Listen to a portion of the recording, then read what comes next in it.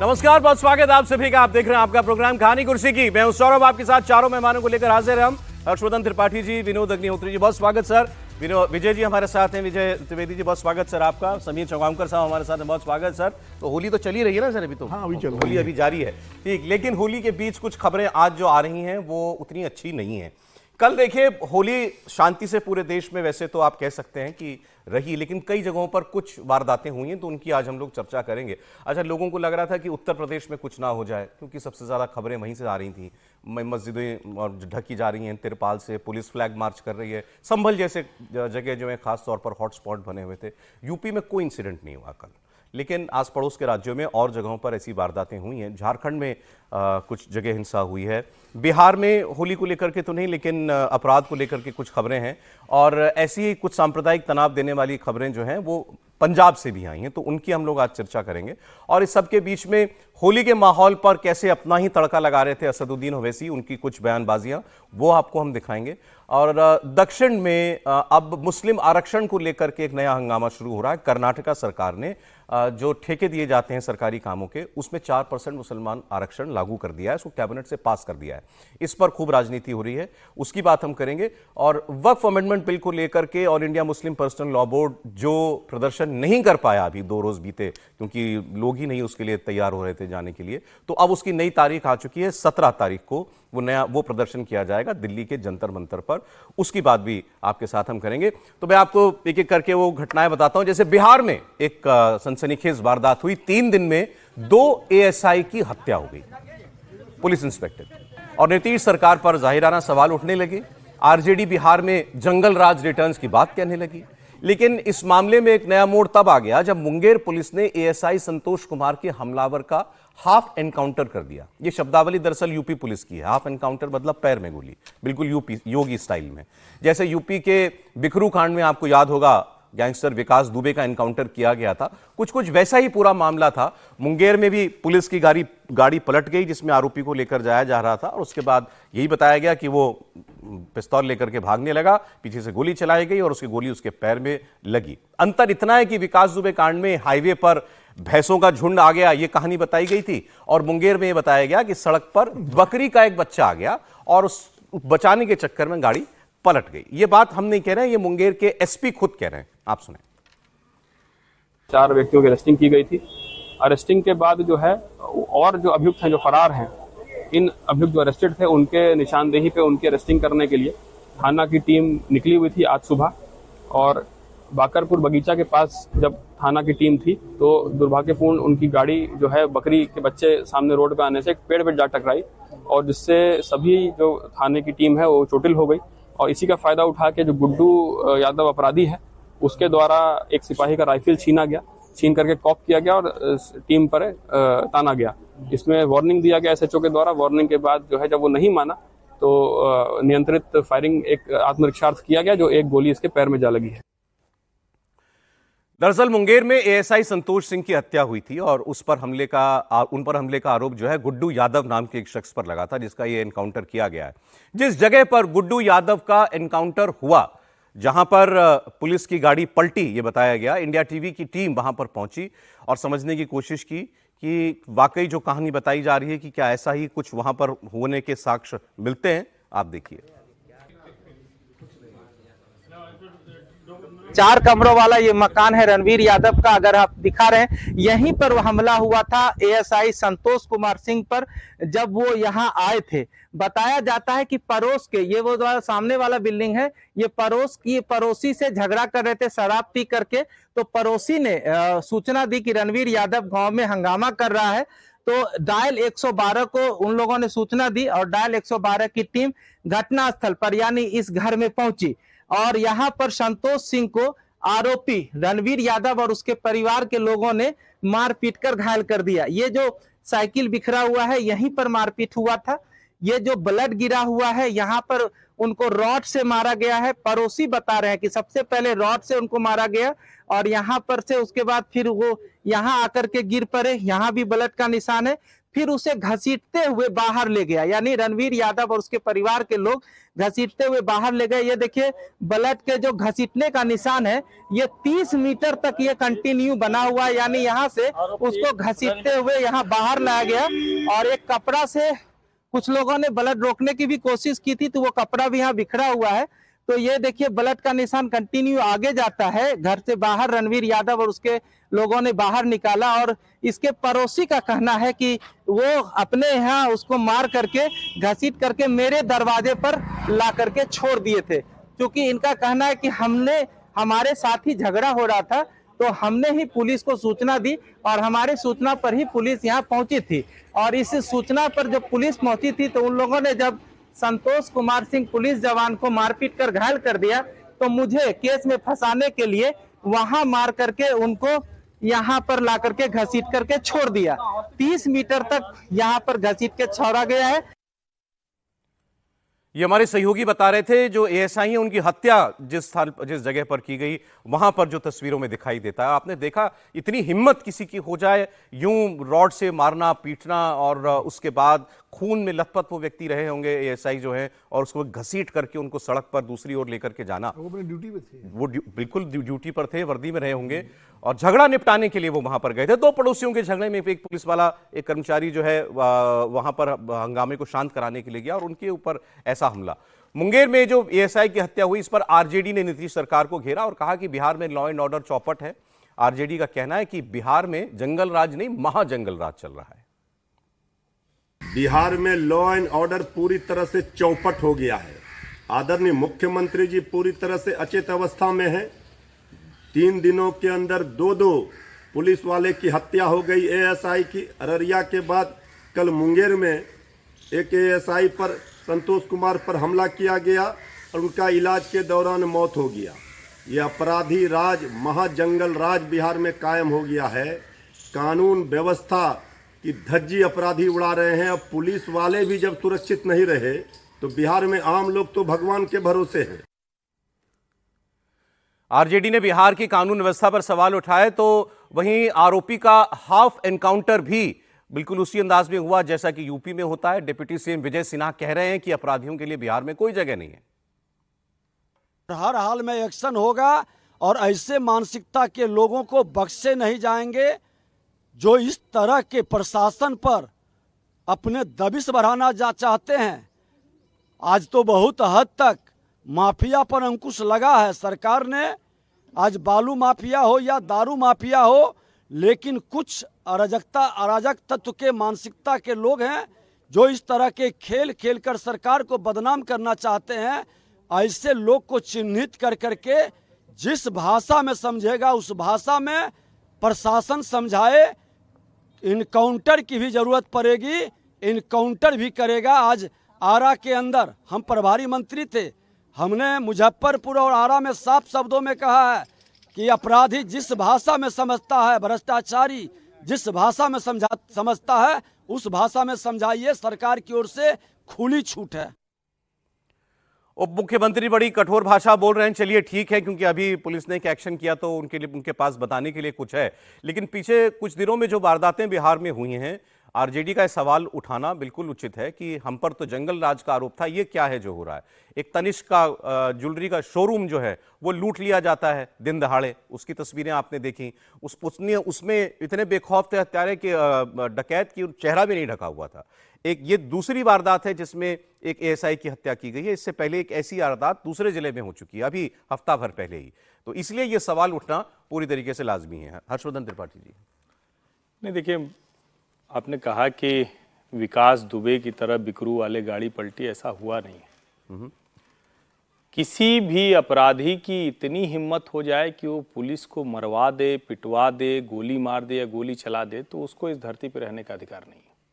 हो सकता है किसी को अच्छा ना लगे, लेकिन कई बार मैं पहले भी कह चुका हूं कि अगर आप ये कहेंगे किसी ने पुलिस को मार दिया, गोली चला दी, उसके बाद भी वो बरसों बरस ट्रायल चलाता रहे पुलिस सिर्फ मरने के लिए, तो बड़ा दुर्भाग्यपूर्ण है। और सचमुच यहां लगता है कि योगी आदित्यनाथ जैसा ही मुख्यमंत्री बिहार को भी चाहिए। इससे बड़ा जंगल राज क्या होगा? अगर एएसआई को पब्लिक पीट कर मार दे या कोई रास्ते में रोक कर मार दे या कहीं उसको किसी भी तरह से दुर्व्यवहार हो जाए पुलिस के साथ, इसके बाद बचता क्या है? और अब गाड़ी कैसे पलटी, बकरी आ गई या जो कुछ भी हुआ हो, उसके पांव में गोली लग गई, एएसआई की जान चली गई, उसका हाफ एनकाउंटर हो गया। ये कैसे, मतलब कौन किस तरीके से इसको हम देखें?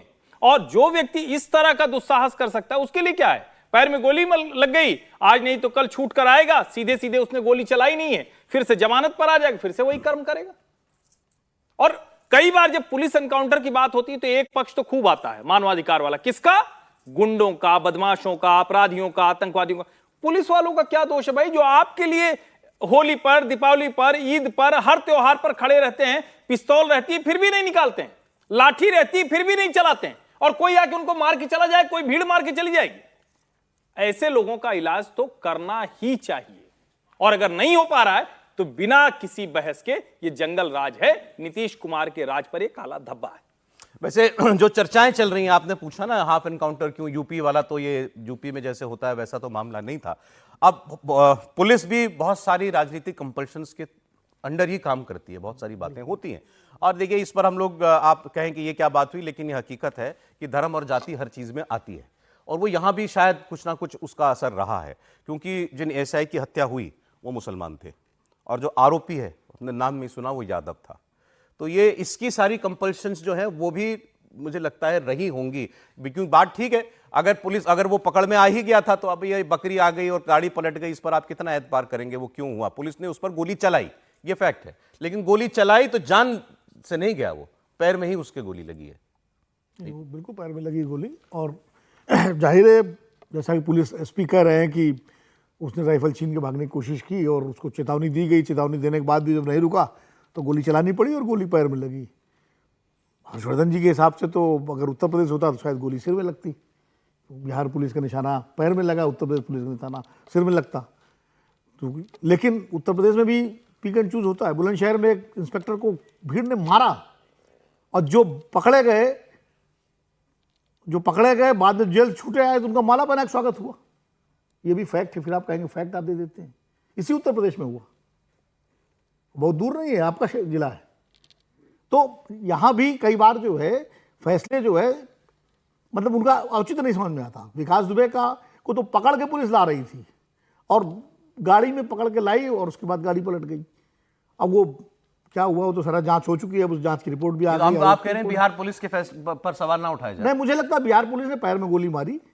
अगर उसको मारना ही होता जान से तो सर में गोली मारती, लेकिन उन्होंने पैर में मारी, इसलिए मारी कि उसने भागने की कोशिश की होगी। इसलिए मुझे एसपी की बात का भरोसा होता है, क्योंकि आमतौर पर ऐसे मामलों में अगर पैर में, ये कोर्ट का भी कहना है जी, कोर्ट का भी कहना है, ये सुप्रीम कोर्ट भी कई बार कह चुका है कि अगर अपराधी भाग रहा है हिरासत से तो आप कोशिश करिए कमर के नीचे गोली मारिए ताकि जान न जाए उसकी और वो भाग ना पाए, और उसके बाद ट्रायल में उसको सजा मिले। लेकिन अब जंगल राज की इसको संज्ञा दी जाएगी, नहीं दी जाएगी जो बिहार में हो रहा है? वो बार बार कह रहे हैं आरजेडी वाले अचेत अवस्था में है मुख्यमंत्री। नहीं, ये हमें तय करना है कि हम कब तक सब्र करेंगे कि उसे जंगल राज ना कहा जाए। 2 पुलिस ऑफिसर्स की हत्या हुई है, मतलब कर्मचारी जो भी है, एएसआई की हुई है, आज भी एक हुई है जिसके सुबह डेथ हो गई है। 2 बड़ी घटना। दूसरी बात, यदि कोई अधिकारी मतलब पुलिस वैन में जा रहा है अपराधी और वो पलट गई है और वहाँ से भाग रहा है कोई, ये भी जंगल राज का हिस्सा है कि पुलिस में, मतलब पुलिस की मौजूदगी में अपराधी भाग रहा है। इसको भी मैं जंगल राज ही मानता हूँ कि ऐसे ही पुलिस चल रही है जिसके सामने से भाग जाता है। और ये मुझे पता नहीं ये बकरियां कहाँ से आती है और भैंस कहाँ से आती है कि सारी पुलिस की गाड़ियाँ ही उलटती हैं। 90% टाइम कभी मैंने किसी और गाड़ी को पलटते नहीं देखा जी। मुद्दा वो नहीं है, मुद्दा ये है कि जंगल राज, तिवारी जी अभी आरजेडी के प्रवक्ता बोल रहे थे, वो इसलिए कह रहे थे कि भाई उसको तो जंगल राज आप कहते रहते हैं, तो ये भी जंगल राज है, महाजंगल राज है, क्या है? उन्होंने महा लगा दिया मुख्यमंत्री जी के पास जो 20 साल पहले हुआ लालू राबड़ी देव, हाँ, वैसा ही होता जा रहा है। जंगल राज कहते हैं। 20 साल में क्या बदला है? वो क्या बदला है? फिर मुख्यमंत्री जी के पास ही होम मिनिस्ट्री है, शायद उनको भी याद होगा, क्योंकि एक बार पहले कभी कुछ घटना हुई थी तो वो अपने सेक्रेटरी से कह रहे थे कि भाई होम मिनिस्ट्री किसके पास से बात कराई है। तो शायद अब तो पता होगा उनको कि होम मिनिस्ट्री भी उनके पास है। तो बड़ी गंभीर घटना है। और ये कहना कि ये जो अपराधी है इसको गोली क्यों नहीं मारी गई, तो फिर तो कानून का राज ही मत रखिए आप। एक बार रिस्पॉन्ड कर दिए थे पार्टी, 2 लोग कानून का राज का मतलब क्या होता है? कानून के राज में कानून सजा देगा ना, या पुलिस वाला सजा देगा? त्रिपाठी नहीं जी। नहीं, पुलिस वाला सजा कभी नहीं देगा और पुलिस वाला देता भी नहीं है, लेकिन दुर्भाग्य है कि जब पुलिस वाला मर जाता है तब हम लोग ये बात करते हैं कि किसका मानवाधिकार बचा है। मानवाधिकार की बात ही नहीं पुलिस कर रहे, वाला कानून की पुलिस बात कर वाला रहे हैं। मर जाए गोली खाकर, वो गोली न चलाए, वो न मारे, हम तैयार इसके लिए हैं कि पुलिस वाले मर जाए, कोई बात नहीं, थोड़ी बात कर लेंगे। एएसआई लेवल का, और जो बिकरू गांव में भी हुआ था तब भी तो सीओ मारा गया था भाई, उसके बाद उसको बचना चाहिए क्या ऐसे अपराधी को? ये तो आदर्श स्थिति है कि कुछ भी हो कानून में सब कुछ न्याय मिले। न्याय मिल गया ना, कितने वर्षों तक कितने लोग जेल में रहे। अगर ये राज न बदला होता उत्तर प्रदेश में या बिहार में, हम उस जंगल राज से तुलना नहीं कर तो सकते, लेकिन आज हम कह रहे हैं। आप मांग कर रहे हैं कि पुलिस की जो जान लेगा वो गोली ही मैं खाएगा। मांग नहीं कर रहा हूं, अगर कोई पुलिस पर गोली चलाएगा तो उसको भी गोली खाएगा, ये भय होना ही चाहिए। ठीक है, ये मेरी मांग थोड़ी ना है, किसी भी समझदार ये व्यक्ति कहानी की भी तो गोली पुलिस ही चलाने की मांग बताती थोड़ी है। ना होगी। आपको ये कहानी मैं तो ये मांग पुलिस ही कैसे कर बताती सकता हूं है। गोली चलाए? नहीं एक समीर बात- सर, एक सेकंड, समीर जी देखिए, बैक टू बैक 3 वारदातें तो मैंने बताई हैं, और भी छुटपुट अपराध कि हर रोज राज्य में कुछ होता है, होता बिहार में रहता हो रहा होगा। सवाल मुख्यमंत्री से पूछे जा रहे हैं, जवाब नहीं आ रहा। जवाब उप मुख्यमंत्री दे रहे हैं और लोग दे रहे हैं, इसीलिए वो कह रहे हैं कि मुख्यमंत्री खामोश हैं। देखिए, बिहार में जो घटना घटी है वो निश्चित से दुर्भाग्यपूर्ण है, लेकिन ये कह देना कि जो अभी बिहार में हो रहा है वो लालू प्रसाद यादव के जंगल राज से महाजंगल राज की तरफ है। वो कार्यकाल राहुल, अगर आप देखेंगे लालू प्रसाद यादव का 15 साल का, तो वो तो वास्तव में जंगल राज था। खुद मुख्यमंत्री के घर से अगर अपहरण की होते थे, खुद मुख्यमंत्री के घर पर अगर मांडली होती थी कि भाई अपहरण का पैसा कैसे लिया जाएगा, कहां जाएगा, साधु यादव ने किस तरीके से उस समय चलाया। परिवार के लोग तो बता रहे ना, जो लालू परिवार के सदस्य जिन्होंने लालू प्रसाद के याद में सत्ता का अपहरण उद्योग में इस्तेमाल किया था, गुंडागर्दी की थी, वो बता रहे कि लालू राज में कैसा होता था। ये बात सही है कि नीतीश के राज में अपराध में कमी आई है, इसमें कोई दो राय नहीं। लालू के यहाँ से आप इन तुलना घटनाओं नहीं के कर बावजूद सकते। आप ये कह रहे हैं बिल्कुल कमी आई है। और जो आदमी पुलिस पे अपराधी गोली चलाता है वो अपराधी सामान्य नहीं होता है। मुझे लग रहा है उसे एनकाउंटर में मार देना तो चाहिए। आप दो लोगों ने एक ही बात, उन्हीं की सामान्य- बात का रेफरेंस दिखा के जवाब बोला था सर। रिस्पॉन्ड में करना चाह रहा कोई था। सामान्य ब्रेक के बाद बात कर लेते हैं सर। कोई बिहार से सामान्य पर अपराधी बात सर पुलिस पे हमला नहीं कर सकता। जो पुलिस पे हमला कर रहा है वो दुर्दांत अपराधी है, उसे तो एनकाउंटर में मारा ही जाना चाहिए। राइट। पटना में राजनीतिक जगत के दिग्गज भी होली खेल रहे हैं, तो कुछ तस्वीरें आपको दिखाते हैं। तेजस्वी यादव की होली मशहूर रही है हमेशा से, लेकिन अब माफ कीजिएगा लालू यादव की, लेकिन अब उनकी तबीयत ठीक नहीं रहती। लेकिन तस्वीर ये आई है, देखिए आप। तेजस्वी यादव जो हैं, उन्होंने अपने पिता के चरणों में गुलाल लगा करके उनका आशीर्वाद लिया, और उन्होंने भी, लालू यादव ने भी उनको तिलक किया। तो ये आज की तस्वीर आई है, पिता पुत्र की तस्वीर है, मैंने कहा आपको दिखाते हैं। और बिहार में चुनाव होने जा रहा है, और दोनों का ये जो जोड़ी है, इसका बड़ा दमखम देखने की उम्मीद इनके समर्थक कर रहे होंगे। ये बड़े भाई हैं तेज प्रताप यादव, इनको भी आप देख लीजिए, ये अपने थोड़ा समर्थकों के बीच में बैठे हुए आपको दिखाई दे रहे हैं। लेकिन बिहार में लालू यादव जहां रहे हों, वहां होली की रंगत ही और हुआ करती थी। बाकी बताएंगे सर आपको, लालू यादव की होली की तस्वीरें ऐतिहासिक रही हैं हमेशा। हमेशा वो ऐतिहासिक रही है। वो दिल्ली में भी कई बार रहे होली के दौरान, तो भी उनकी जो होली है वो रही। और वैसे लालू जी से आप मिलेंगे तो वो मिजाज में हमेशा ही होली के मूड में रहते हैं। कोई बात को, बहुत गंभीर बात को भी मजाक में कह के उड़ा सकते हैं, और उस तरह से उनका। ये विजय सिन्हा है, डिप्टी सीएम बीजेपी के, उनकी तस्वीर है जी सर। भारतीय जनता पार्टी के भी बहुत सारे नेता जो है ना होली मनाते रहे हैं। बिहार के लोगों की भी जिक्र करें तो यशवंत सिन्हा तो खुद वो गाना ढोलक बजाने, होली मनाने का काम बड़ा किया करते थे। वाजपेयी जी का जिक्र भी हम लोग करते रहे हैं, लेकिन लालू जी का मिजाज में भी वो बात है। और यही शायद एक वजह है कि वो ज़्यादातर राजनेताओं के साथ मित्रता का एक व्यवहार उनका चलता रहता है, तमाम विरोधों के बाद भी। और सिर्फ होली नहीं, उनका एक बेहतर है। और मैं समझता हूँ वाली तस्वीर दिखा दीजिए जी। चलता रहे तो बेहतर बात है। अब चुनाव के दौरान ये होली का रंग जो है कहीं और ना बदले, हम उम्मीद करेंगे कि अच्छा ही रहेगा। लालू यादव, लेकिन अब पता नहीं आगे आप दिन में और तस्वीरें आई तो अभी तो ठीक नहीं है ना। तेजस्वी यादव का ड्रेस देखिए होली पे, तेजस्वी यादव का ड्रेस देखिए होली पे, पजामा कुर्ता नहीं, एकदम रंगीन शर्ट के साथ एकदम वो होली मना रहे। ड्रेस सेंस ही बदल दिया उन्होंने, आजकल टी शर्ट ज्यादा पहनने लगे। अब यंग हो आजकल राहुल गांधी का असर है टी शर्ट ज्यादा पहनना है इस तरह से। राहुल गांधी की होली की तस्वीर आई कि नहीं आई? नहीं, अरविंद केजरीवाल, राहुल गांधी, प्रियंका भारत में है गांधी क्या? की तस्वीर को सबने मिस किया। मतलब मेरी जानकारी में नहीं, आपका सवाल मतलब नहीं, मैं इसलिए पूछा हूं क्योंकि अगर यहाँ होते तो कुछ तो आती तस्वीर, कुछ होता। ट्वीट आया था, वो तो पढ़ा हमने। नहीं, मुझे तो लग रहा है कि अगर नहीं आए तो अच्छा, छुट्टियां ज्यादा हो जाती है तो करें क्या? इस वक्त कोई पॉलिटिकल घटना हो रही है?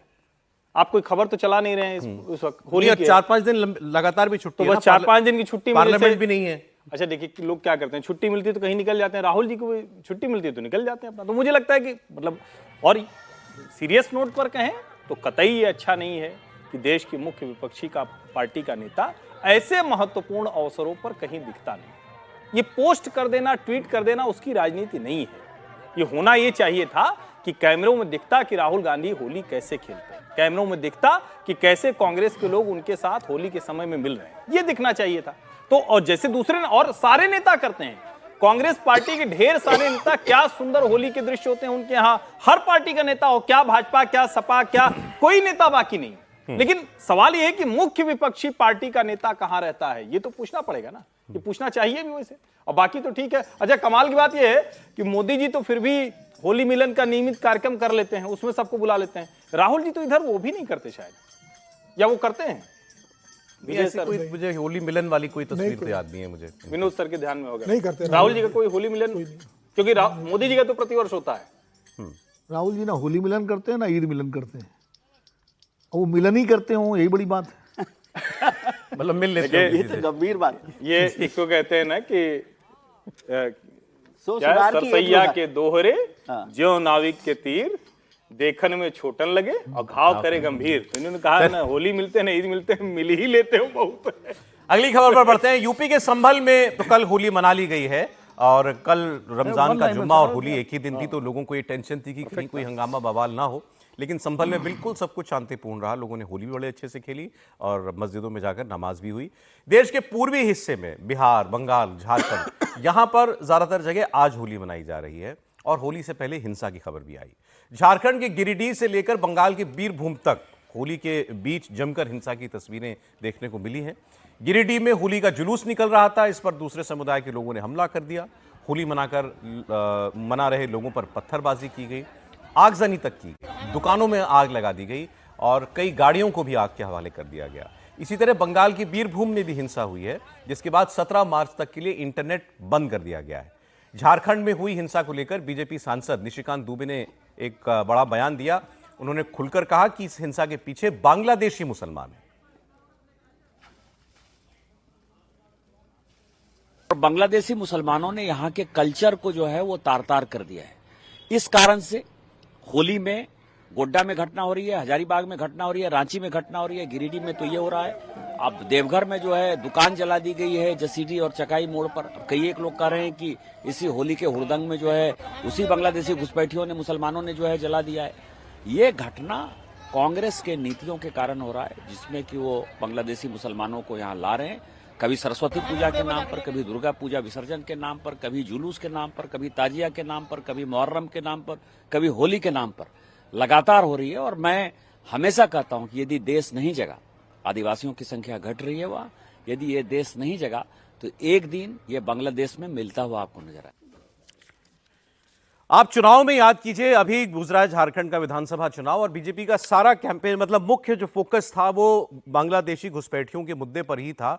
और वही निशिकांत दुबे अभी भी अपनी उसी बात को आगे बढ़ा रहे हैं कि इस हिंसा में भी जो लोग शामिल हैं यहाँ के हैं ही नहीं, ये बांग्लादेशी हैं। समीर जी, देखिए, अगर गिरिडीह की वारदात, जिन दो राज्यों में हिंसा की वारदात हुई है होली के दिन, वो दोनों राज्यों में सरकार किसकी है? बंगाल में ममता बनर्जी की है और झारखंड में हेमंत सोरेन की सरकार है, जो जहाँ पर कांग्रेस भी सरकार के अंदर शामिल है।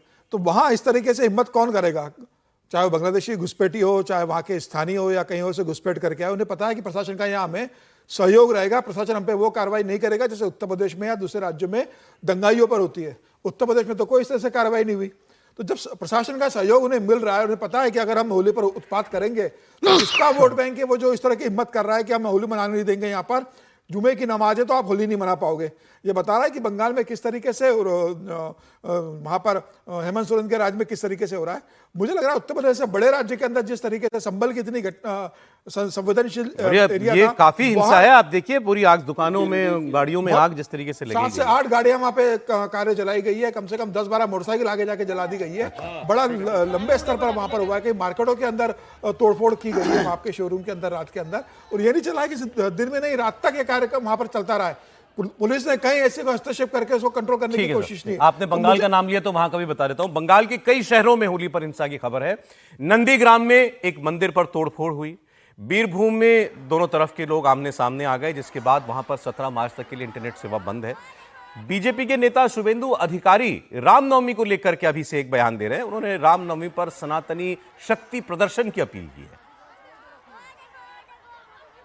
सवा एक থাকবেন बांटेगा तो एक रहेगा तो एक रहेगा तो बांटेगा तो बांटेगा तो बांटना मत मत बांटिए और राज बंगाल में हिंदू समाज की होगा। स्वामी विवेकानंद धरती पर भगवा लहराएगा और रामनवमी में इस बार पूरा बंगाल में रामनवमी का त्योहार इस तरह से मनाइए जैसे हिंदू विरोधी जो ताकत है जो उसको मुंह तोड़ जवाब मिले। ভালো করে রামনবমী করবেন। और अब वैसे शुभेंदु अधिकारी पर आप बंगाल में उन पर जो भी आप इल्जाम लगाइए, जैसे अभी इन्होंने कहा कि हम सत्ता में आएंगे तो सारे मुसलमान विधायकों को असेंबली से बाहर कर देंगे क्योंकि इन्होंने मतलब इनको सस्पेंड किया गया था। तो उनके बयानों में आप कुछ भी देखें, लेकिन बीजेपी के पास वहां नेता तो एक ही दिखाई देता है और ये थोड़ा सा जुझारू टाइप भी हैं। कभी ना आप हर वक्त कुछ ना कुछ पॉलिटिकल काम करते हुए नजर आएंगे। अब ये रामनवमी अगले महीने आने वाली है, होली हो गई तो अब ये कह रहे हैं रामनवमी पर 1 करोड़ लोग कम से कम सड़क पर निकलें, जुलूस निकालें, मतलब त्योहार मनाएं, लेकिन दिखना चाहिए वो सनातनी ताकत जो है वो नजर आनी चाहिए। बंगाल में भी चुनाव जल्दी होने वाला है सर। तो चुनावी है मामला पूरा। शुभेंदु अधिकारी चूंकि बंगाल भारतीय जनता पार्टी के विधायक दल के नेता हैं, नेता विपक्ष हैं, और वहाँ इनके सामने, इनके प्रखर तेज के सामने भाजपा के प्रदेश अध्यक्ष का कोई चलती नहीं है। पहले तो जो पुराने दिलीप घोष थे थोड़ा बहुत उनका दबदबा दिखाई पड़ते थे मीडिया में सब जगह। अब तो कौन है भाजपा का प्रदेश अध्यक्ष? मजूमदार हैं, सांसद हैं। सांसद है, लेकिन नाम तो शुभेंदु अधिकारी का ही लोग जानते हैं ना। चर्चा शुभेंदु अधिकारी एक्टिव दिखते हैं क्योंकि शुभेंदु अधिकारी अब चूंकि ये आरोपित है ना, आयातित हैं, ये तृणमूल कांग्रेस से आयातित हैं, भारतीय जनता पार्टी में आए, उसके बाद इन्होंने ममता बनर्जी को चुनाव हराया नंदीग्राम से, तो इनकी हैसियत बढ़ी और उसके बाद ये वहाँ के सबसे होता क्या है, जो टर्न कोट होता है ना वो ज़्यादा एग्रेसिव होता है हमेशा, किसी भी तरफ का हो। तो क्योंकि उसको ये पहली बात तो पार्टी के अंदर साबित करना पड़ता है कि हम आपकी विचारधारा में आपसे आगे हैं, और दूसरा वो उस रेस में जो है अपने को सबसे आगे रखना चाहता है। तो इसलिए जितने भी टर्न कोट है किसी भी पार्टी के, वो आपको ज़्यादा आक्रामक दिखेंगे। लेकिन हो गया सर, काफी समय हो गया आए हुए, अब तो 2-3 साल तो हुए। 2022 की जो नहीं, पिछले असेंबली इलेक्शन से पहले आ गए ना, 21 चुनाव से पहले आए, 21 चुनाव से पहले आए, तो कितने साल हुए? 4 साल हो गए। ऐसा थोड़ी कि पीढ़ियों से पिताजी आए हों भारतीय जनता पार्टी। नहीं, मेरे आओ आपकी बात ठीक है, लेकिन इसलिए जो लोग कहते हैं ममता के सामने फेस कौन, तो बंगाल बड़ा स्टेट है, बीजेपी हर कीमत पर बंगाल जीतना चाहती है। तो अब उन्होंने बहुत, आपने ठीक कहा, बहुत लोगों को ट्राई किया ममता को विधानसभा चुनाव हराया। मैं तो कह रहा हूँ, मैं तो पहले ही बोला हूँ, नंदीग्राम से चुनाव जीते, ममता को हरा के जीते, इसीलिए उनकी हैसियत बढ़ी। अगर हार जाते तो आज वो भी लाइन में लगे होते, लेकिन चूंकि ममता को हरा करके आए तो इसलिए नेता विपक्ष बनाया गया कि वो क्योंकि वहां से आए हैं तो वहां के सारे कमियां भी जानते हैं। देखिए पिछले चुनाव में तो हर्षवर्धन जी आए थे, वैसे भी बीजेपी दूसरी पार्टी से कोई व्यक्ति आया होता है तो कुछ परिस्थितियां विशेष हो तो, वरना उसको मुख्यमंत्री का पद तो नहीं देती है। अभी बहुत जल्दी असम में दिया तो वेट करा करके इंतजार कर, इसलिए मैं पूछ रहा था कि पिछले चुनाव में तो मुमकिन नहीं था, इस बार के अब जो बंगाल में चुनाव होने जा रहा है, घोषित अघोषित तौर पर चेहरा क्या शुभेंदु अधिकारी बन चुके हैं? नहीं, मुझे लगता है कि भारतीय जनता पार्टी चेहरा न बनाएगी, न उसे बनाना चाहिए। अच्छा, शुभेंदु अधिकारी बिना किसी संदेह के भाजपा के सबसे बड़े नेता हैं। जिस तरह से ममता बनर्जी को उन्होंने नंदीग्राम में हराया, वो कोई छोटी बात नहीं थी, बहुत बड़ी घटना थी। और ऐसा नहीं कि सिर्फ वो चुनाव हराया विधानसभा का, ममता बनर्जी को नंदीग्राम में विधानसभा हराया, नंदीग्राम में उसके बाद सारे चुनाव में शुभेंदु अधिकारी के परिवार का ही दबदबा रहा। ये एक पक्ष है। विधानसभा में जिस तरह से लड़ते हैं वो कमाल का काम करते हैं, हर वक्त लाइमलाइट में रहते हैं। उनके साथ जो तृणमूल कांग्रेस से आने वाले लोग हैं उनकी संख्या बहुत बड़ी है, उनको भी भाजपा का अगर विस्तार करना है तो आपको करना होगा। लेकिन एक खतरा भी है, जो बीजेपी का अपना वर्कर है उसमें एक बड़े वर्ग में थोड़ा सा ये भी है कि शायद हम जो लड़ाई लड़ रहे थे वो थोड़ा सा डाइल्यूट हो रही है। दूसरा, जो भाजपा के विधायक चुनकर आए थे वो 77 से अब मेरे ख्याल से कुछ 64 वगैरह रह गए हैं, मतलब संख्या उनकी घटती गई। इसका मतलब क्या हुआ कि शुभेंदु कम से कम उन विधायकों को नहीं रोक पा रहे हैं और ममता येन केन प्रकारेण साम दाम दंड भेद जो भी वो तोड़ ले रही।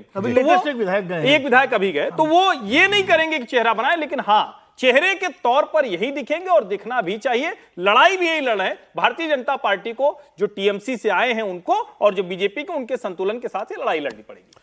अब आई जरा असदुद्दीन ओवैसी जी की बात करते हैं। ओवैसी साहब होली पर बोल रहे थे और आपने यूपी में तस्वीरें देखी जहां बहुत सी मस्जिदों को ढकना पड़ा, ढक दिया प्रशासन ने। दरअसल दोनों पक्षों के लोगों से बैठ करके खास उन शहरों में और उन शहरों के उन इलाकों में जहां पर नमाज और होली के जुलूस वगैरह सब एक ही साथ निकलते। कई हिस्सों में भाई जुलूस भी निकाले जाते हैं, कई जगह प्रशासन को पता होता है यहाँ पर छोटी बात बड़ी बन सकती है। तो उन जगहों पर यह तय हुआ था कि भाई आप मस्जिद को ढक दो, चाहे कोई शरारत से करने की कोशिश करे तो भी फर्क ना पड़े और गलती भी हो जाए उसका भी कोई स्कोप ना छूटे। तो यूपी में ये किया गया। ओवैसी साहब ने इसको लेकर के काफी एतराज जताया कि भाई ये तो बता रहा है ना कि देश के हालात क्या बना दिए गए हैं कि एक नमाज और होली एक साथ पड़ गई तो आपको मस्जिदें ढकनी पड़ गई। फिर उन्होंने ये कहा कि जो देश के अंदर मुसलमानों के हालात बना दिए गए हैं वो तुमसे कह दिया गया है मुसलमानों कि तुम दोयम दर्जे के नागरिक हो, सेकंड ग्रेड सिटीजन तुम हो। और एक बार फिर ये बात साबित होती है, इस बार जो रवैया रखा गया है। फिर वो पाकिस्तान पर पहुंचे, कहा कि जो पाकिस्तान चले गए वो बुज़दिल लोग थे, डरपोक लोग थे कि छोड़ करके चले गए देश कि हम अलग रहेंगे, साथ में रहना उनको गवारा नहीं हुआ, लेकिन हम यहीं के हैं और यहीं मरेंगे और हम उनके जैसे नहीं हैं, बुज़दिल लोग नहीं हैं। तो ये सोचने की कोशिश मत करना कि तुम हमको दबा दोगे। ये उनका कहने का निष्कर्ष यही था। फिर और आगे वक्फ पर भी उनकी बात हुई है, लेकिन पहले होली के बहाने जो बात हुई है, दो उनके बयान है मेरे पास, सुनाता हूं आपको। तुम नमाज मत पढ़ो, घर में बैठ जाओ। तुम्हारे को अगर डर है तो मत निकलो, घर में बैठ जाओ। कोई कहता है कि जिस तरह मस्जिदों को कवर से कवर कर दिए तुम अपने सर को कवर कर लो, मत निकलो। कोई कहता है कि दवाखाना अगर बन रहा तो मुसलमानों के लिए अलहदा उसमें हिस्सा कर दो। कोई कहता है बंगाल में कि अगर हम हुकूमत में आ जाएंगे तो बंगाल से मुसलमानों को निकाल देंगे। अरे मेरे भाई, वो डरपोक थे जो पाकिस्तान को भाग गए। ये जियालों की औलाद है, भागने वालों की औलाद नहीं है। अरे वो डरपोक थे, भाग गए। हमारे आबो अजदाद ईमान की दौलत से माला माल थे, उन्होंने भारत को अपना वतन माना और मानते रहेंगे। यकीनन हालात खराब हैं, मैं इकरार करता हूं, मगर अल्लाह कुरान में फरमा रहा वातसिमू बिहब्दिल्लाह, अल्लाह फरमा रहा है कि मेरी रहमत से मायूस मत हो। सरजमीन दखन के मुसलमानों, सरजमीन भारत और हिंदुस्तान के मुसलमानों, कभी मायूस मत हो। ये वक्त के अबू जहल खत्म होने को और खत्म होंगे, ये वक्त के यजीद आए हैं खत्म होंगे, ये वक्त का फिरौन खत्म होगा, ये वक्त का नमरूद खत्म होगा, ये तमाम शैतानी ताकतें खत्म होगी। ये बताया जा रहा है कि तुम दूसरे दर्जे के शहरी, हम दूसरे दर्जे के शहरी कभी नहीं बनेंगे। तुम लाख बोल लो, हम तुम्हारा जमहूरी तरीके से मुकाबला करेंगे, मुकाबला करते रहेंगे और इंशाअल्लाह ताला तुम हारोगे। घर में बैठ जाओ। नमाज, एक चीफ मिनिस्टर बोल रहे नहीं जुम्मे की नमाज घर में भी पढ़ सकते। आप कब से फजीलतुल शेख बन गए? आप कब से अल्लामा बन गए? ये समझ में नहीं आया। अब दीन मैं इनसे सीखूं? नहीं, जुम्मे की नमाज घर में पढ़ ले सकते। अच्छा, और क्या क्या कर सकते हैं घर में? बोलो प्यारे, घर में पढ़ लो। अरे मस्जिद है, फ्रीडम ऑफ रिलीजन है, मस्जिद है, सुबह क़यामत तक मस्जिद रहेगी। मैं उन लोगों से दीन नहीं सीखूंगा जो मुझे मेरी शनाख्त को खत्म करना चाहते। मैं दीन सीखूंगा तो मेरे मौजिज़ उलमाए किराम से, मशाइखीन से। मेरे अजीज दोस्तों और बुजुर्गों, हिम्मतों को बुलंद रखो, डरने और घबराने की जरूरत नहीं है। असदुद्दीन ओवैसी का ये जो भाषण है ये कल का दिन का भाषण है। मतलब कल उन्होंने होली जब चल रही होगी और नमाज जब हो रही होगी उस बीच में उन्होंने ये तकरीर की है। अब उत्तर प्रदेश कह रहे थे कि मुख्यमंत्री ने कहा कि भाई घर में पढ़ दो नमाज, तो मैं आपसे आकर के अब सीखूं कि दीन क्या होता है, इस्लाम क्या होता है और हमें क्या करना है और क्या नहीं करना है। हमें मालूम है, मस्जिद है और मैं जाऊंगा नमाज पढ़ने के लिए, ठीक है। अब आज उनका है, लेकिन अगर स्टेटमेंट कहीं आया हो तो कोशिश करूंगा आपको मैं सुनवाऊं कि यूपी में एक भी ऐसा इंसिडेंट नहीं हुआ जहां पर कहीं कुछ तनाव हुआ होता तो हम आपको दिखा चुके होते। मस्जिद ढकी गई, मैं अपनी पर्सनल राय हूं, मुझे नहीं ठीक लगा। मैंने भी इस पर सवाल किया कि यह कोई तरीका नहीं है कम्युनल टेंशन से बचने का। कानून व्यवस्था करने का ये तरीका नहीं है कि आप मस्जिदें ही तिरपाल से ढक दीजिए। बहरहाल जो भी, लेकिन यूपी सरकार की इतनी तो तारीफ करनी पड़ेगी ना कि इतने ऐसा माहौल बन जाने के बाद कि जाने क्या हो जाएगा, 64 साल में पहली बार जुम्मे की रमजान का जुम्मा और होली एक साथ पड़ रही है, पर कैसे प्रशासन देखेगा। एक पत्थर भी नहीं चला उत्तर प्रदेश में। तो अब ओवैसी साहब इस पर क्या कहेंगे? और ये तिरपालें ढकी गई हैं, ये प्रशासन ने जोर जबरदस्ती से नहीं ढकवाई हैं, आपसी बैठ करके मशवरा करके वो जब सहमत हुए तब ये काम करवाया गया है। लेकिन ओवैसी जी कह रहे हैं कि दोयम दर्जे का नागरिक बना दिया है और हम अपने हक भूलेंगे नहीं। हमको कोई ये ना सिखाए कि हमें क्या करना है। वो बुज़दिल लोग थे जो पाकिस्तान चले गए, हम यहीं रहेंगे। नहीं देखिए, पहली बात तो ये कि बुज़दिल तो कोई है नहीं। हिंदुस्तान बहुत, इनको कहते हैं ना कि गर्व करने वालों का देश है। संस्कृति ये वही है कि बड़े आक्रांता आए, बड़े बड़े ऐसे ऐसे लोग आए जिनको था कि हिंद की ज़मीन पे कब्जा कर लेंगे, या तो निपट गए या यहीं रह गए, या खप गए। फिर से दोहरा रहा हूँ, या निपट गए या यहीं रह गए। अब वो भारत ही है उनके पास, कहीं है नहीं, न अरब है न तुर्क है, दुनिया का कोई कोना है नहीं, यहीं रहना है। तो वैसी जी एक तो ये थोड़ा सा राइट टाइम रहिए। आपकी लाख गंदगियों के बावजूद कोई इस देश में एक दूसरे के सामने हिंदू मुसलमान खड़ा नहीं हुआ, सांप्रदायिक तौर पर लड़ने को तैयार नहीं। और हमने पहले भी चर्चा की थी, फिर तब भी मैंने कहा था कि अगर इससे सब कुछ बचता है तो बिल्कुल तिरपाल ढक देनी चाहिए। बुराई क्या है भाई? हम लोग कई बार कहते हैं कि हमारे अपने यहाँ कुछ चीजें हो रही हैं, आप अपने घर में कुछ कर रहे हैं, दूसरे को नुकसान हो रहा है तो अपना दरवाजा बंद कर लेते हैं, उसमें क्या है, थोड़ी देर के लिए चलो ठीक है। तो ये ऐसे ही था। और कल जिस तरह से अनुज चौधरी सीईओ ने वहां खुद खड़े होकर पूरे समय वो पूरा जुलूस निकला, हुलियारों की टोली निकली, और सिर्फ वहीं नहीं, उत्तर प्रदेश के किसी इलाके में कोई घटना नहीं। और जो हम लोग कह रहे थे, हमने कल भी कहा, फिर दोहराएंगे कि आदर्श स्थिति तो यह हो कि किसी को रमजान के जुमे में जाते वक्त नमाज पढ़ने के लिए दिक्कत ही ना हो कि रंग पड़ जाए तो, और उससे भी आदर्श स्थिति हो कि जब जुमे से लोग निकल रहे हो तो फिर गुजिया खा लें, तो ये हो। लेकिन इसका ये हम जो कह रहे हैं ये सिर्फ कल्पना नहीं है। ऐसा भी हुआ है कहीं? नहीं, ये में हुआ है, ये कल्पना नहीं है। नहीं, फूल डाल रहे लगातार जो नमाज के लिए जा रहे थे उन पर नमाज से लोग लौट के आए, जो होली खेल रहे हैं उनसे होली खेले, रघुवीरा अवध में उस पर नाचते गाते आगे बढ़ लिए। सवाल यहां ये है कि कौन लोग हैं जो आग लगाना चाहते हैं? कौन है जो मुसलमान को जुमे की नमाज के दिन भी उस सड़क पर हिंदू के खिलाफ खड़ा करना चाहता है? कौन है ये लोग? क्योंकि जुमे की नमाज के दिन तो आप शांत होते हैं, आप तो संयम में रहते हैं, आपको तो लगता है कि कुछ भी हो बस अल्लाह की इबादत करनी, सब कुछ अच्छा करना। कौन है जो तैयार रखता है? जुमे के दिन कौन इनको पत्थर पकड़ा देता है? क्यों शुक्रवार की नमाज के दिन जगह जगह ये खतरा हो जाता है कि अरे संवेदनशील मोहल्ला हो गया? उनको पहचानने की जरूरत है। असली दुश्मन वो हैं, और वो चले गए होते पाकिस्तान तो भला रहता। जो पत्थर बटोरते हैं जो जुमे की नमाज के दिन, वो पाकिस्तान चले जाते तो भला रहता। बाकी इस देश में किसी कोई दिक्कत नहीं, जैसे कल होली हुई है, जुमा हुआ, ऐसे ही असदुद्दीन ओवैसी उनको भी जवाब दे रहे थे ना, जैसे अभी आपने अनुज चौधरी सीईओ का संभल का नाम लिया कि 52 जुम्मे आते हैं, एक होली का दिन होता है, घर में रहे मुसलमान, अगर रंग से परहेज है तो फिर कई मंत्रियों ने भी कहा और मुख्यमंत्री ने एंडोर्स किया उस बात को, तो उनको भी जवाब दे रहे थे। देखिए, कल और उससे पहले जिस दिन अनुज चौधरी साहब का जब बयान आया था तो हम सब लोगों ने बहुत कड़ी आलोचना उस बात की थी, मजम्मत की थी और लगातार करते रहे।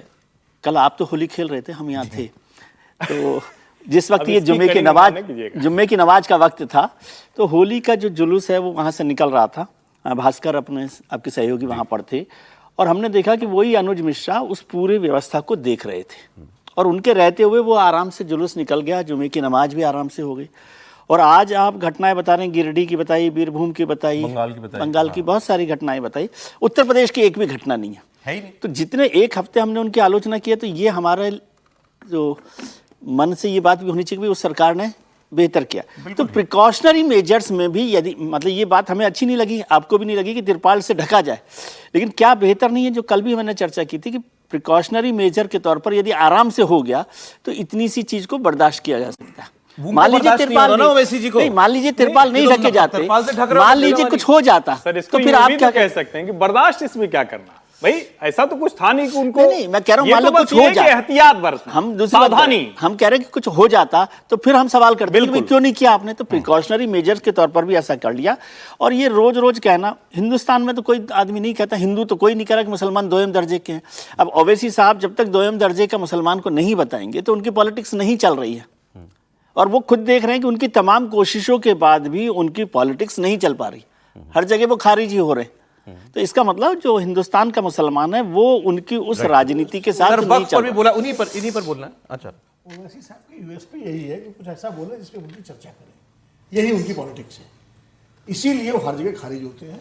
और यहाँ तक कि मुसलमान भी जो है उनके भाषण सुनने, तकरीर सुनने भले आ जाए उत्तर प्रदेश में या जहाँ भी वो जाते हैं चुनाव लड़ने, इक्का दुक्का एक आध सीट कोई इंडिपेंडेंट निकाल ले अपनी ताकत से उनके टिकट पर, बाकी कोई उनको वोट भी नहीं देता। वक्फ पर भी लेकिन बोला है उन्होंने। और वक्फ पर एक खबर आपको दे देता हूं, all India Muslim personal law board एक बड़ा प्रदर्शन करने जा रहा था 14 तारीख को दिल्ली के जंतर मंतर पर, और उसमें बहुत सारे सियासी लोगों के शामिल होने की उम्मीद की जा रही थी, लेकिन वो टाल दिया गया क्योंकि होली और उसके बाद छुट्टी आ गई। अब ये 17 तारीख को यानी कि सोमवार को, मंडे को ये इसकी नई डेट निकाली गई, तो उस दिन कौन कौन आएगा हम लोग देखेंगे। असदुद्दीन ओवैसी को क्या कहना है वक्फ पर आने वाले प्रदर्शनों पर, और अब इस सत्र में क्या वक्फ पर सरकार आगे बढ़ेगी, इस पर सुनिए। मैं बोल रहा था आपको, वक्फ का कानून बनेगा, कब्रिस्तान तोड़ेंगे, मस्जिदों को छीनेंगे, दरगाहों को छीनेंगे, इवैक्यू प्रॉपर्टीज जो वक्फ है वो छीन लेंगे। हमारे मुखालिफिन जज्बाती तकरीर कर रहे। अरे भाई, जज्बाती तकरीर करना नहीं, सच्चाई को बयान करना। अब खबरों को भी तोड़ने की बात कर रहे हैं। मेरे अजीज दोस्तों और बुजुर्गों, ये वक्फ का कानून मोदी इसलिए लाए हैं, यह कानून बनाना चाहती हैं इस बिल के जरिए कि मुसलमानों से मस्जिदों को छीन लिया जाए, मुसलमानों की दरगाहों को छीन लिया जाए, खानखाओं को छीन लिया जाए, कब्रिस्तानों को छीन कर खबरों को मिसमार कर दिया जाए। यह इनका मकसद है। उस बिल को पढ़ो आप, और अगर कोई वक्फ की प्रॉपर्टी पर 22 साल से काबिज है तो उसको मालिक बनाने का कानून बनाना चाहते। जो जायदाद को अल्लाह के नाम पे हम वक्फ कर दिए, उसको कह रहे हैं कि नहीं, अब इसका मालिक कोई और होगा। हर जाविये से भारत के मुसलमानों को उनकी मजहब से दूर खींचने की कोशिश की जा रही। वक्त पर बोलने के बाद फिर अंत में जो उन्होंने आखिरी लाइन कही कि भाई मुसलमान कैसे इस्लाम से दूर हो जाए, ये इस सरकार की कोशिश है। देखिए, ओवैसी साहब अपने भाषण में भी बोल रहे थे कि शैतानी ताकतें खत्म होंगी। तो शैतानी विचार है इनके, जो विचार बता रहे हैं ओवैसी साहब, ये शैतानी विचार है कि किस तरीके से समाज को बांटा जाए, कैसे मुसलमानों को भड़काया जाए इस देश के अंदर, और कैसे इस देश के अंदर आंतरिक गृह युद्ध की स्थिति उत्पन्न की जाए। कह रहे हैं कब्रों पे कब्जा कर लिया जाएगा, वक्फ बिल आएगा तो आपकी मस्जिदों पे कब्जा हो जाएगा, वक्फ बिल आएगा तो आपकी प्रॉपर्टी पे कब्जा हो जाएगा, वक्फ बिल आएगा तो मुसलमानों के घरों पे कब्जा होगा। ये कहाँ है वक्फ बिल के अंदर? जो सरकारी संपत्ति पर जो कब्जा किया गया है, जिसकी डॉक्यूमेंटेशन आपका नहीं है, जो सरकारी जमीन पर कब्जा हो रहा है, उसको लेकर बात हो रही है। कहाँ बिल में है कि कब्रिस्तान पर कब्जा होगा? किस बिल में है कि मस्जिदों पर कब्जा होगा? कौन सी मस्जिद पे बिल सरकार 2014 से लेकर आई? किस भारतीय जनता पार्टी के नेता ने बोला है कि हम सत्ता में आएंगे तो मस्जिदों पे कब्जा कर लेंगे? क्या प्रधानमंत्री मोदी, क्या गृह मंत्री अमित शाह या किसी बड़े नेता का बयान आया इस संदर्भ में? यह भड़काने का काम ओवैसी कर रहे हैं, और ओवैसी इस देश के अंदर एक आंतरिक गृह युद्ध शुरू करने की तैयारी कर रहे हैं। मुझे लग रहा है ओवैसी के ऊपर एक कार्रवाई होना चाहिए कि उन्होंने केंद्र सरकार के खिलाफ एक वर्ग को भड़काने की कोशिश कर रहे हैं। इन पर मुकदमा हो, बिल्कुल होना चाहिए। जो भड़काने वाली बातें आप कह रहे हो कि मस्जिदों पे कब्जा हो जाएगा। कर्नाटक में दरअसल जो कांग्रेस पार्टी की सरकार है उसने मुसलमानों को सरकारी ठेकों में 4% का आरक्षण दिया है। इस बार ये करने जा रहे हैं, इसको लेकर पहले भी काफी चर्चाएं थी, अब इसको अमली जामा पहनाने की तैयारी है। कर्नाटक की कांग्रेस सरकार ने सरकारी जो ठेकों में जो कॉन्ट्रैक्टर्स होंगे, जिनको ठेका मिलेगा, 4% का आरक्षण मुसलमानों को दिया जाएगा। इसके अलावा इमामों को हर महीने 6,000 रुपए का भत्ता भी दिया जाएगा। अब इसको लेकर बीजेपी ने सीधे राहुल गांधी पर हमला बोला। बीजेपी ने कहा है कि राहुल गांधी के कहने पर ही मुसलमानों को यह आरक्षण कर्नाटक की सरकार दे रही है। बीजेपी कहती है कि धर्म के आधार पर आरक्षण नहीं हो सकता, यह हमारे देश की व्यवस्था है। और बीजेपी ने कांग्रेस पर मुस्लिम तुष्टीकरण का आरोप तो लगाया, यह भी पूछ लिया कि राहुल गांधी हैं कहां। वोट बैंक में कॉम्पिटिटिव पॉलिटिक्स चल रही है, तो राहुल गांधी को लगता है मुझसे आगे बढ़े, लीड करे। कम्युनल पॉलिटिक्स और वोट बैंक पॉलिटिक्स को एक नया आयाम दिया जा रहा है। देखिए, ये चीजें देखने में छोटी लगती हैं। क्या हुआ, सिर्फ 4% रिजर्वेशन तो दिया है गवर्नमेंट कॉन्ट्रैक्ट में, लेकिन छोटी छोटी चीजें बड़ी बनती हैं। बट ये led to what? Division of India. छोटी बातें इस तरह से बड़ी होती हैं। और जिस प्रकार से कांग्रेस पार्टी इस कॉम्पिटिटिव वोट बैंक पॉलिटिक्स में और मुस्लिम अपीसमेंट पॉलिटिक्स में रोज एक नया नया पैमाना बना रही है, वो देश के लिए वोट बैंक में कॉम्पिटिटिव पॉलिटिक्स चल रही है। तो राहुल गांधी को लगता है मुझसे आगे बढ़े, लीड करे। वैसे राहुल गांधी जी कहां हैं? मैंने सुना है फिर वियतनाम गए। देवेंद्र बाबू, आपने दिखाया था कि वो जनवरी में भी वियतनाम गए थे ना, 10 मार्च को, जहां तक याद है। तो नया साल भी वियतनाम है, वियतनाम में होली भी वियतनाम में। मुझे भी बताया गया कि लगभग 22 दिन उन्होंने वियतनाम में समय दिया है। इतना समय तो अपनी कॉन्स्टिट्यूंसी में नहीं दिया रायबरेली में उन्होंने। लेकिन राहुल गांधी को एकाएक वियतनाम से इतना प्यार हो क्यों गया है? अब तो विपक्ष के नेता है ना, उनकी उपलब्धता होनी चाहिए ना हिंदुस्तान में। अब राहुल गांधी कहां गए, क्यों गए, इस पर हम लोग बाद में बात करेंगे। पहले जो उनका ये कर्नाटक सरकार के फैसले पर सवाल है कि मुसलमानों को सरकारी ठेकों में 4% का आरक्षण, ये व्यवस्थागत भी गलत बात है। और उन्होंने कहा इससे फिर और बड़े कॉम्पिटिटिव अपीजमेंट की शुरुआत होगी, ये छोटा कदम नहीं है। त्रिपाठी जी, देखिए, इसको समझने की ज़रूरत है। और मैं थोड़ा यहाँ से शुरू करूँ कि कई बार हम लोग बहस करते हैं तो आपस में भी हम लोग लड़ जाते हैं कि कांग्रेस को जैसे ही मान लीजिए मैंने कह दिया कि मुस्लिम तुष्टीकरण कर दीजिए, तो विनोद जी नाराज हो सकते हैं कि क्यों किसी पार्टी को एक कहा। हो सकता है, लेकिन कांग्रेस के कर्म क्यों ऐसे होते हैं कि उसके ऊपर यही सब आरोप लगता है। जब कर्नाटक में विधानसभा चुनाव चल रहे थे और पीएफआई पर केंद्र सरकार ने प्रतिबंध लगा दिया, तो क्या किया, कांग्रेस ने अपने घोषणा पत्र का हिस्सा बना दिया, कहा कि अगर हम आए तो बजरंग दल पर प्रतिबंध लगाएंगे। कहा यह जाता है कि जो मुस्लिम वोट उसकी तरफ आए, उसमें एक बड़ा वर्ग था जिसको लगा कि अरे देखो ये हमारे एक संगठन पर गया, तो उन्होंने हिंदू संगठन पर लगा दिया। अब ये जो है ये क्या है, Karnataka transparency in public procurement. ये वहां कर्नाटक की सरकार ठेके पट्टे लेने के लिए, उसके लिए उसमें एक श्रेणी है, कैटेगरी है 2B। ये कैटेगरी 2B है। ये आमतौर पर क्या होता है, क्या कोई SC ST का, कोई उस वर्ग का है, तो उसको आपने कहा ठीक है भाई 1 करोड़ तक का ठेका है, तो चलो इनको थोड़ी प्राथमिकता मिलेगी। इस सरकार ने क्या किया, उस कैटेगरी 2B को मुस्लिमों के लिए कर दिया, जो एंटी कॉन्स्टिट्यूशनल है। और मेरा तो यह मानना है कि एंटी डेमोक्रेसी है, क्योंकि लोकतंत्र में अगर आप इस तरह से रिलीजन के आधार पर, मजहब के आधार पर देने लगेंगे, और लोगों को अब जानना चाहिए, वो जो कैटेगरी 2B है वो परिभाषित होगी ना कि ये कैटेगरी किन के लिए है? वो SC ST के लिए परिभाषित। अच्छा, लेकिन नेता लोग हैं ना भाई, अंत में तो वही तय करते हैं जो इनकी विधानसभा में बहुमत हो। 1994 में HD देवेगौड़ा ने मुस्लिमों को OBC की श्रेणी 2B में डाल दिया था 4% आरक्षण देके। आपको ध्यान में होगा 23 में जब बीजेपी की सरकार थी बसवराज बोम्मई की, तो उन्होंने इसको आधा आधा कर दिया था लिंगायत और वोक्कलिगा में। अब आप बताइए हिंदू के साथ कौन खड़ा दिखेगा, मुसलमान के साथ कौन दिखेगा? एक तो ये हो सकता है ना भाई पिछड़े हैं, अनुसूचित जाति जनजाति के लोग हैं। दूसरा आप करेंगे नहीं मुसलमान है तो उसको दे दीजिए। और फिर ये चर्चा जब होगी, कांग्रेस ऐसा ही काम करती है। छोड़ दीजिए AK एंटनी और जनार्दन द्विवेदी की रिपोर्ट, आपके कर्म ऐसे हैं कि आप ये सारे काम इसी तरह से करते हैं। और तब जब आरोप लगता है कि भैया क्यों वायनाड ही राहुल गांधी को भाग के जाना पड़ता है क्योंकि मुस्लिम वहां अधिक हैं, तो फिर तो ये खतरनाक है ना।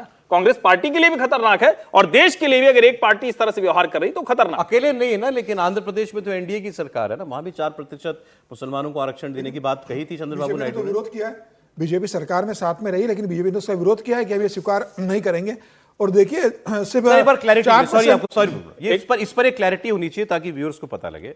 जब बीजेपी बार बार ये कहती है धर्म के आधार पर आरक्षण नहीं हो सकता, मतलब ये कि हमारे संविधान के अंदर आरक्षण की जो व्यवस्था की गई है वो पिछड़ेपन के आधार पर की गई। बिल्कुल उसको एक लाइन में जोड़ दो सिर्फ। संविधान सभा की बहस में ये मुद्दा आया, उसमें साफ साफ कहा गया कि अगर आप करेंगे, मान लीजिए कोई हिंदू से मुसलमान बन गया और उसके बाद वो कह रहा है कि नहीं हम दलित वाला लेंगे, तो आप तो यहां से गए इसीलिए थे ना क्योंकि आप यहां आपको लग रहा था कि नहीं ये धर्म हमें नहीं देता। साफ साफ कहा गया रिलीजन के बेसिस पे कोई भी आरक्षण नहीं हो सकता। और देखिए कर्नाटक सरकार का देखिए सिर्फ 4% मुस्लिम आरक्षण का नहीं है कि ठेके में दे रहे, आप 6,000 रुपये उनको इमामों को भत्ता देने की घोषणा कर दिए। मुस्लिमों को विवाह के लिए आपने 50,000 रुपये देने की घोषणा बजट के अंदर कर दी है। वक्फ संपत्तियों कब्रिस्तानों की मेंटेनेंस के लिए 50 लाख रुपए आपने सैंक्शन कर 150 करोड़ रुपए आपने सैंक्शन कर दिया है। उर्दू स्कूलों के लिए 100 करोड़ रुपए आपने दे दिए। मुस्लिम कल्चरल प्रोग्राम के लिए 50 तो हमारे यहाँ देखिए हर सरकार अल्पसंख्यकों के लिए बजट किसमें से काटा? आप ये देखिए कुछ करती है नहीं, लेकिन काटा कहां से गया है? ये आपने जो मुस्लिमों के लिए 1,000 करोड़ रुपए की अलग से व्यवस्था की है, ये आपने SC ST का जो बजट था उसमें से काट के आपने दिया है। तो आप मुझे बताना चाहते हो कि कर्नाटक के अंदर जो SC ST के लोग हैं उनका हम बजट कम करेंगे, उन्हें सुविधाएं नहीं देंगे, उनके एजुकेशन पर खर्च नहीं करेंगे, उनका जो बजट सैंक्शन है उसमें से पैसा निकालकर हम मुस्लिम कम्युनिटी को पैसा देने वाले हैं? आपको करना तो अब अलग से बजट सैंक्शन कीजिए ना।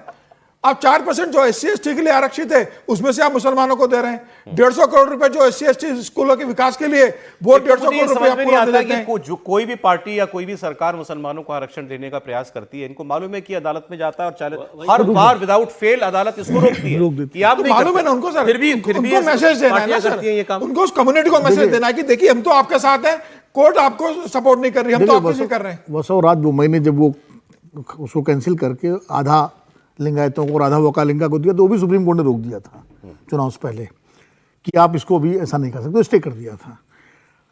ये अब मैंने चूंकि देखा नहीं है किस कैटेगरी के तहत किया गया है। मंडल आयोग में तो मुसलमानों को दिया गया है रिजर्वेशन 27% में, जो पिछड़े मुसलमान हैं, लेकिन वो भी जाति के आधार उनके पिछड़ेपन के आधार पर, धर्म के आधार पर नहीं, धर्म के आधार पर हो ही नहीं सकता चूंकि संविधान। और इसीलिए सुप्रीम कोर्ट में महाराष्ट्र में भी हुआ था, वो भी रुका। कर्नाटक होने को सर कुछ भी हो सकता है, आप सरकार आप अमेंडमेंट करो और जो मर्जी करो। नहीं, अमेंडमेंट तो कॉन्स्टिट्यूशन में करना पड़ेगा ना, तो उसके लिए तो फिर आपको मेजोरिटी चाहिए, पार्लियामेंट करेगी। राज्य के परव्यू में तो है ही नहीं, राज्य तो कर ही नहीं सकता। वो पॉलिटिकल गेम है, जिसकी पॉलिटिकल ये है जो आंध्र प्रदेश का अभी जैसे समीर जी ने कहा बीजेपी ने विरोध किया था, भाई गुड़ खाए गुलगुला पर परहेज थोड़ी होता है। अगर आप विरोध करें तो आप फिर कहें हम समर्थन वापस ले रहे हैं आंध्र प्रदेश सरकार से इस मुद्दे पर, तो ये नहीं चलेगा ना कि ये दिल्ली में आप विरोध करो और आंध्र प्रदेश में आप साथ में रहो। दिल्ली में आप गौवध के समर्थन की बात करो और अरुणाचल में और गोवा में जाकर के आप उसके बारे में बात मत करो। तो ये दोहरे मानदंड नहीं चलेंगे। कांग्रेस जो कर रही है वो कांग्रेस जाने। अभी ये कांग्रेस की सरकार में आप इसका क्या देवगौड़ा ने किया था, अभी हर्षवर्धन जी बताया कि देवगौड़ा ने उसको 2B कैटेगरी में मुसलमानों को डाल दिया था। देवगौड़ा आज कहाँ है? देवगौड़ा आज बीजेपी के साथ है। तो ये भारतीय राजनीति की विडंबना है। गलत कैसे? गलत ही है ना क्या? नहीं, धर्म के आधार पर कोई आरक्षण संविधान के पक्ष में नहीं है, संविधान के सम्मत नहीं है। जो धर्म के आधार पर आरक्षण है वो तो सुप्रीम कोर्ट भी कह चुका है, संविधान भी कह चुका है। देखिए वैसा क्या अब उसके लिए भी संविधान में संशोधन करिए, व्यवस्था करिए। मुसलमानों का आरक्षण जो है हमारे यहाँ पर, इस पर खूब पॉलिटिक्स होती है। अच्छा, एक वर्ग ये है वो एक चीज है कि आप हर बार हमको ये कह करके कि भाई मुसलमान को आरक्षण नहीं, अब व्यवस्था ही नहीं तो हम कैसे दें? एक लाइन और जोड़ दूं, लेकिन वो आरक्षण का पात्र है या नहीं, इसकी बात एक क्लैरिफिकेशन पिछड़ा है कि नहीं। एक क्लैरिफिकेशन में, एक तो आरक्षण पात्र वाली बात वो पसमानदा मुसलमानों के लिए इसीलिए बिहार में नीतीश कुमार ने किया था और मंडल आयोग को तहत किया था, उनके लिए विशेष कोटा उसमें बनाया था। तो पसमानदा मुसलमानों को आरक्षण देने के बाद तो बीजेपी भी करती है।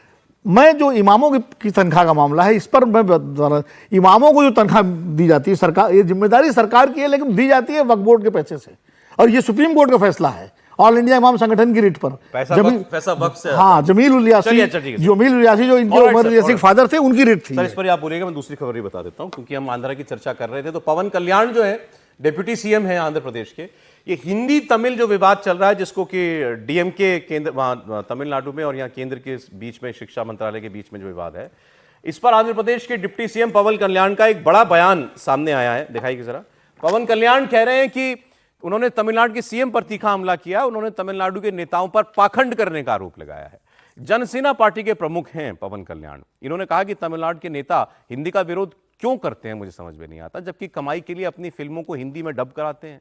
वो बॉलीवुड से पैसा चाहते हैं। कौन देखता है वो फिल्में? सब हिंदी भाषी लोग देखते हैं, लेकिन हिंदी को स्वीकार करने से इनकार करते हैं। ये कौन सा लॉजिक है?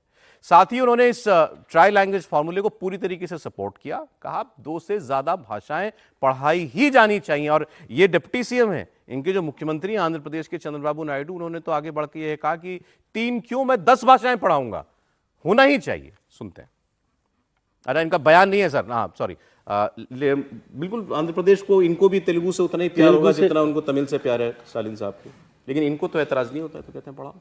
ऐतराज जो बात पवन कल्याण ने कही है वो बिल्कुल ठीक बात है। और फिर आज मैं बार बार कह रहा हूँ कि भाषाएं जो हैं वो दरवाजे खोलती हैं आपके अपॉर्चुनिटीज़ के, अपॉर्चुनिटीज़ के डोर्स जो है वो भाषाएं खोलती है।